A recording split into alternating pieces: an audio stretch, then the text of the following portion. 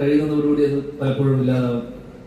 ആ സിനിമ കഴിഞ്ഞതിന് ശേഷം എനിക്ക് തോന്നുന്നു കഴിഞ്ഞ ഒരു വർഷത്തിനിടയിൽ അച്ഛൻ പോയതിനു ശേഷം ആയിക്കോട്ടെ പലരും വിളിക്കാറുണ്ട്, പലരും ചിലർ കാണണമെന്ന് പറയാറുണ്ട്. പക്ഷേ എല്ലാ മാസത്തിലും അല്ലെങ്കിൽ 2 ആഴ്ച കൂടുമ്പോൾ ദിലീപേട്ടൻ്റെ ഒരു ഫോൺ വിളി ഉണ്ടാവും. എല്ലാം ഓക്കെ അല്ലേ, അല്ലേ ഇതല്ലേ എന്ന് പറഞ്ഞൊരു ഫോൺ വിളി ഉണ്ടാവും.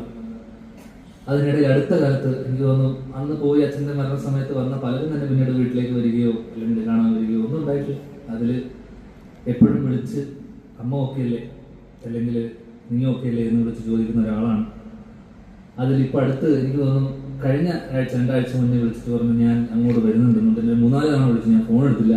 എന്നോട് പറഞ്ഞു എനിക്ക് അമ്മയെ ഒന്ന് കാണണം, ചേച്ചിയും കൂട്ടി ഞാൻ അങ്ങോട്ട് കവിനെയും കൂട്ടി വരുന്നുണ്ട്, നീ അവിടെ ഉണ്ടോ എന്ന് ചോദിച്ചിട്ട്. അപ്പോൾ ഇപ്പോഴും അച്ഛൻ പോയതിനു ശേഷവും അമ്മയെ കാണാൻ വേണ്ടി അദ്ദേഹം വരാനിരുന്നാണ്. ഞാൻ കാരണം അത് മുടങ്ങിപ്പോയി. അപ്പോൾ ഇപ്പോഴും ആ കരുതലും സ്നേഹവും ഉണ്ട്, അതെപ്പോഴും ഉണ്ടാവണേ എന്നുള്ളൊരു ഇത് മാത്രമേ ഉള്ളൂ.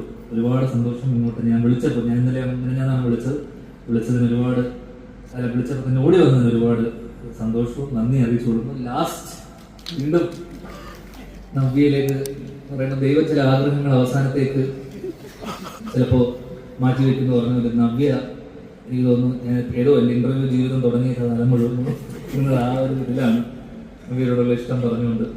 അങ്ങനെ എനിക്ക് തോന്നുന്നു അതിനുശേഷം നവ്യ കല്യാണം കഴിച്ചു. നവ്യക്ക് ഇപ്പോൾ കല്യാണം കഴിക്കാനുള്ള മകനായി എന്നിട്ടാണ് ഞങ്ങൾ അവസാനം ഒരുമിക്കുന്നത്.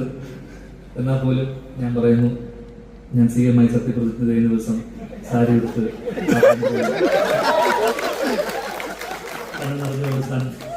ഉണ്ടാവും. എന്നോട് പ്രസിഡന്റ് നമ്പറല്ല നമ്പി ഉണ്ടാവുന്നത് എല്ലാവർക്കും ഇഷ്ടത്തോടെ ഞാൻ എടുക്കുന്നു. നന്ദി.